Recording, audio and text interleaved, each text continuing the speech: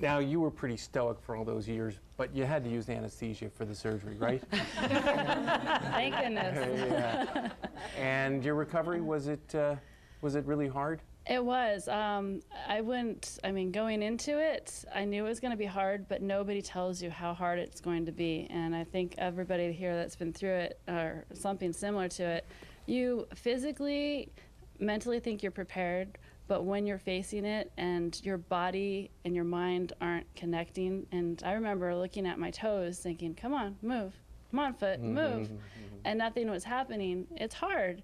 And then to deal with the pain for such a long time, your feet, I mean. Well, you had a lot of work. It was a lot. And then to know I had to go through it again, I'm grateful I did, because one of the things that I told him, I said, I'm single, I want to get married, I want to have a family, and I want to run and play with my kids someday.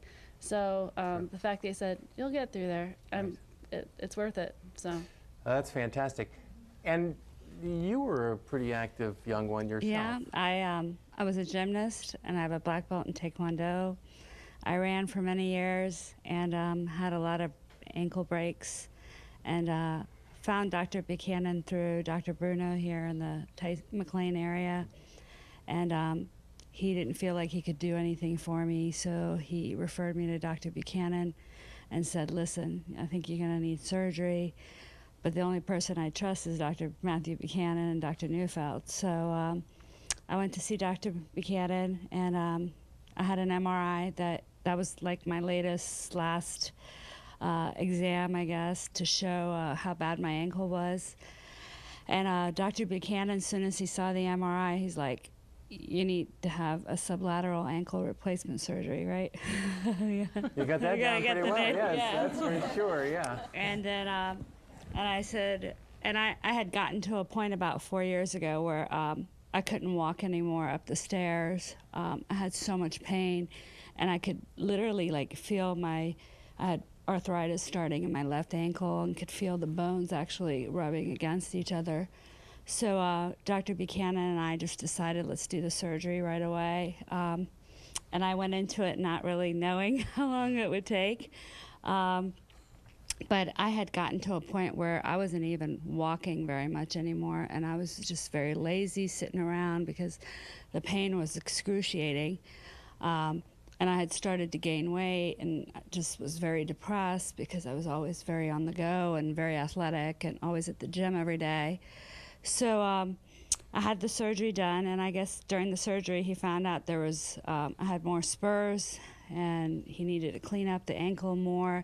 And one of the things he did was he drilled 2 holes in the front of my ankle where the cartilage, I guess, had deteriorated, and cartilage doesn't regrow, so blood flows in there, and over time it causes scar tissue, and so it kind of replaces the whole cartilage to help where the ankle was grinding against each other. So it gives it a surface. Yeah, do I get a job now? Very good, very good. And then after I got out, it took a long time. I had to stay at an incline because of where the position where the cartilage was forming. If you drop your foot or if you step on it or anything, it could mess up that whole formulation, I guess, that's happening. So thank God I have a first floor master bathroom, and my mother and I had a person I hired help me. That's the hardest recovery time, not having somebody close to you to be there for you. And I was very fortunate to have my own business, so I could work from home, because if I had to work for somebody else, I don't think I could do it. So as a child and doing gymnastics, you were doing a lot of high force landing on your feet. You would vault, trampoline. You'd see them limp away after beam. doing something, Yep. and then they'd come back and do the next set. Exactly, and you were dedicated and committed. And yeah, and I sparred a lot. I was, you know, I got my black belt at a young age, and I used to spar on a national team, and I broke my ankle 3 or 4 times growing up. I think it started to get weak, but I didn't really feel the post-traumatic arthritis till later, as I got older. Yeah, I still was running, but it just, over time, it just started like getting to a point I stopped running. Yeah. So Gee, we have a pretty intense story there. Athletes will do these things to themselves. As we heard, they keep trying, keep figuring it's going to get better. When a child sprains their ankle, these kinds of things sort of start to set up.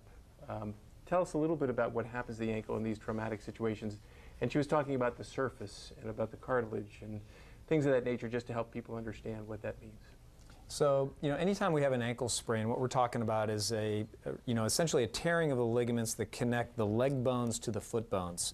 So, let's say in childhood, when the ankle is sprained or rolled and these ligaments are torn, we want to make sure that they heal adequately and are treated appropriately.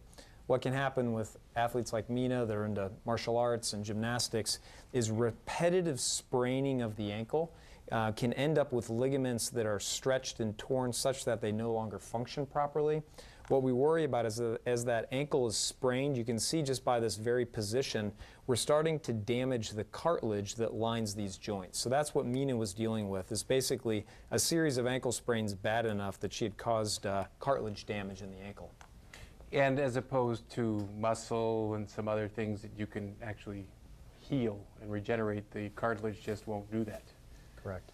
And once you do what you did for her, you drilled holes in the end of the bone so that you get some scar tissue there to give you a little cushion, huh? Exactly. So it's a technique that's called microfracture. It's very common in athletes. So when you have a focal, meaning relatively small loss of cartilage in a joint surface, by drilling it, it promotes the ingrowth of what's called hyaline cartilage. So it's not quite as perfect as the native hyaline cartilage that grows in, but that scar cartilage is great for pain relief and for longevity of the joint. Fantastic. Well, that's good to know. I guess I have some hope for my knees and some of the other things, but we'll find out more. Now, you had a different kind of experience.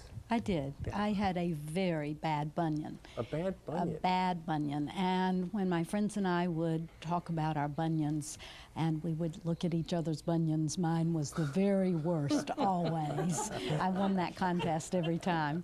It took years to develop. It started when I was a young woman. The shoes that are in style now were in style then, with a very high heel and the pointed toe.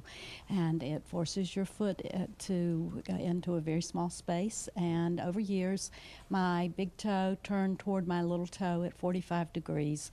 It stepped on my second toe every step I took. And one orthopedic surgeon told me that I should just buy shoes to fit my feet. Well, there were no shoes to fit my feet. No stylish shoes, No. anyway, that's for sure, yes. And though there was a little impression of my toe sticking up there in the middle of the shoe, it became very painful over time. But I didn't think I had any recourse. Then one of my friends told me that she had had bunion surgery at the Foot and Ankle Clinic. It was a wonderful experience, and everyone rushed to tell me how very painful bunion surgery is. And of course I was worried about it, but Dr. Neufeld told me that they have better techniques now and better medication. And I was tired of having my foot hurt all the time. It really hurt. It did. Yeah. It really hurt. So I had the bunion surgery, and he was right. The pain medication took care of it, but I only needed pain medication for 3 days. And after that, I didn't use it anymore, and the recovery went very well, and the swelling takes a while to go down. It's a little disappointing to have to wait 4 to 6 months to wear pretty shoes. But you're back to them. I am back to the pretty shoes. And I'm sure you know that better than anyone. Absolutely. Yeah. So was that what she would ask you when it wasn't how the dress looked, it was how do my feet look in these shoes? Yes. Yeah. Until And she you got were them very fixed. careful how you answered. That's looked true. A little But that's swollen. true.